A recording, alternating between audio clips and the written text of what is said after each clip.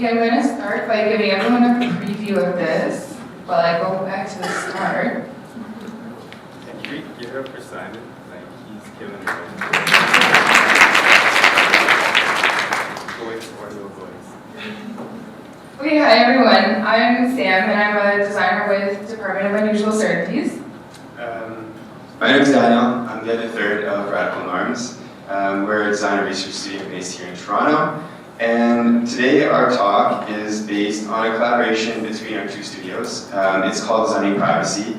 And we're going to be using it as a case study to show how we work, how we meaningfully engage with people around complex subject matter. In this case, the future of work, this is why we're all here, but more kind of pointedly, the uncertain relationships that we have towards work. So we wanted to start by asking, what even is work? In 2016, Adam Curtis defined it as, you go into an office and sit at a desk, but maybe it's a fake job. Your real job is shopping. The true factories of our time are the shopping malls. That is where the real work is done. So what he's describing is kind of a shift from creating value through production to understanding value as consumption.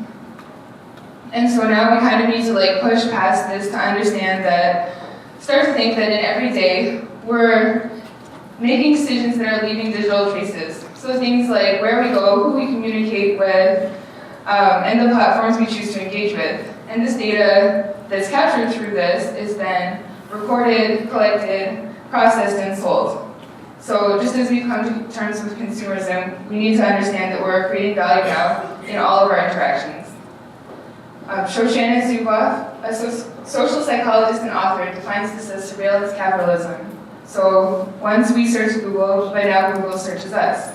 Once we thought digital services as free, but now surveillance capitalists think of us as free. So in this form of capitalism, the currency is our behavioral data, and this currency is being exploited. So who's profiting?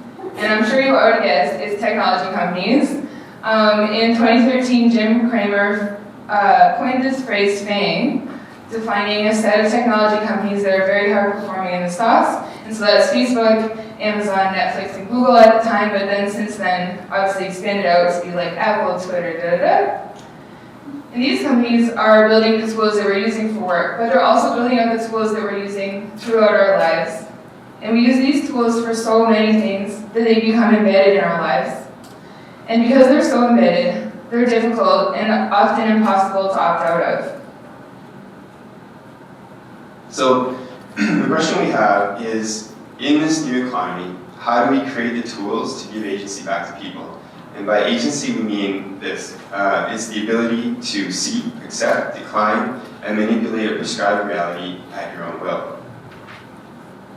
So if information is currency and resource, then what are the terms and conditions for its extraction? And how does this influence the future of work? Well, as Sam said, right now, the terms and conditions are set by FANG, simply based on the influence on power, money, and citizens. There we go. So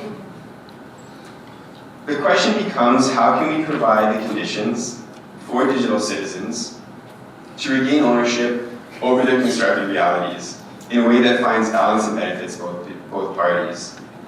And our studios believe that a deeper understanding of literacy around digital privacy, so understanding and literacy, gives the potential for individuals to control how their information is bought and sold. Because we see this not as a future of work issue necessarily, but more of a future of life and the agency of people. What does information as currency actually mean?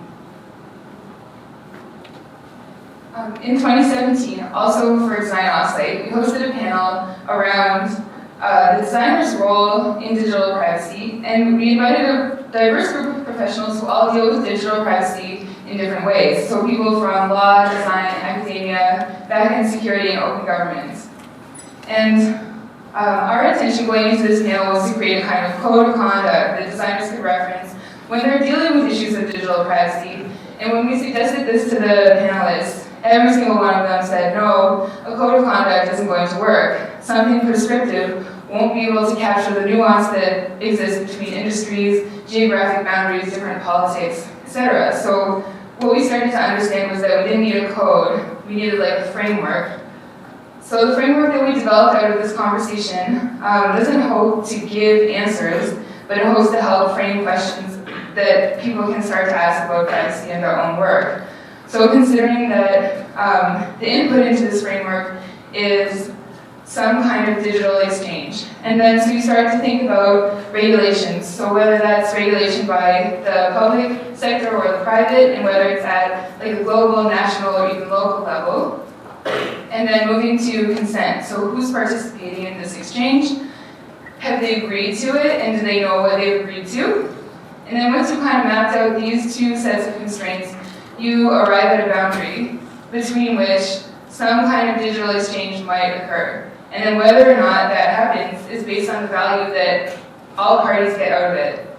And so what we're really interested in is looking at how the consequences play out of different kind of exchanges and different kind of decisions that we're making over time. And especially for us the first step was thinking about how we can create a tangible experience that expresses the very intangible experience of digital exchange. So this is sort of where we kind of came in.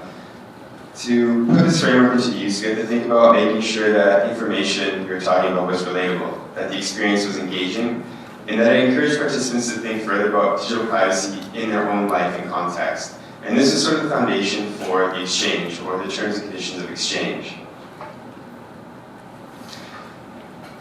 What drove us to create a physical installation is, well, both of our studies we believe in physical experiences and how they allow us not only to embody knowledge, but also to understand how to take action on that gained knowledge. So when you're navigating circumstances with intangible elements such as digital privacy, we need to kind of have a more tangible approach to understanding. So a simple frame structure was created, and this frame structure allowed us to manipulate our presence in accordance to the site that we'd be setting up on. And this proved quite challenging because we had to consider the quality of experience in very limited spaces and an incredibly limited budget. So here's the kiosk. Basically, it was set to host quick, lighthearted, accessible activities for the public to engage in, and it was to make tangible this transfer of information that happens in a digital exchange. And so we created another framework to help structure these activities. And basically, we structured them around various touch points where this exchange of personal data occurs. For instance, when you're agreeing to the long-form documents of terms and conditions themselves, as well as the questions and information that are collected in the process of building a personal digital profile. So the first activity, you can have your fortune told, and Sam was our fortune teller. And it was based on a game called 5 Truths and a Lie, where we would ask you a series of personal questions, all relating to the same questions that one would be asked when creating a personal digital profile. And side note, people were never actually told to tell the truth. You could have lied about everything, no one did. And then basically what would happen is once we had this information, we would flip it over, and we would reveal, or Sam would reveal, one answer. And that answer was either the lie, and the fortune teller would win, or it was the truth, and the fortune teller also kind of won. And the second activity was a test of endurance. And it wasn't physical, it was to actually listen to the terms and conditions, painful, of various social media platforms such as Google and Instagram. However, for each audio file, and they range anywhere from 5 minutes to like a massive 13 minutes, the listener had to pick out keywords that we specified and record the time in which they heard it. And they would get points based on this. Many actually stuck through it, some were really determined, but few chose the long version. And all the while participants are engaging in these activities, which are kind of fun, their data is being recorded. And once each activity was complete, they had to sign off on that data. And what they got was this piece of plastic currency, which was an engraved token that meant absolutely nothing outside of this kiosk. But they could use that token to play a game of Plinko. which, if guessed correctly where that token landed, they could buy their data back and shred it, or we would keep it. In the end, because we're nice, but mainly because we're not allowed to keep anyone's data, we would shred it. But it was interesting because in that moment, something clicked. The person partaking in the experience, after all the smoke and mirrors of this game, kind of actually had an epiphany of, okay, this is how I engage in digital platforms in real life. They could actually, they realized how easily they gave up their data in the first place. So the conversations we would have with the participants became quite reflective. And they would see their actions from a more critical perspective. And then other than last, so we popped up last year's Design TO in a few locations. We also popped up in September, the latest one, at the Toronto Public Library, because they were holding a privacy conference. And it was a very different crowd, non-designers. And it was basically your average citizen coming in to see how they can protect themselves against platforms that are trying to take all of their information and data. But still, in this context, and this sort of seemingly daft and simple experience, the conversations were the same. They had to reflect on their behavior as digital citizens in these processes.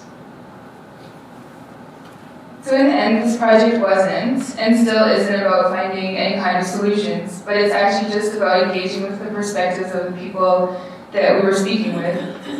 And coming back to the idea of the agency of people, we can inform people about digital privacy, and if they really care, we can also inform people about surveillance capitalism, but at the end of the day, we think it's more valuable to have meaningful and also memorable conversations with a whole variety of people. And we approach creating these tangible experiences not as educators, but more as collaborators, so understanding that we're not trying to tell people what agency means to them, but we're actually trying to help them build it for themselves. We believe that people are an important part of any development process, to be involved in value, and not just as an economic value or getting some kind of return on their comments, but actually as experts of their own lives. So thank you so much for your attention.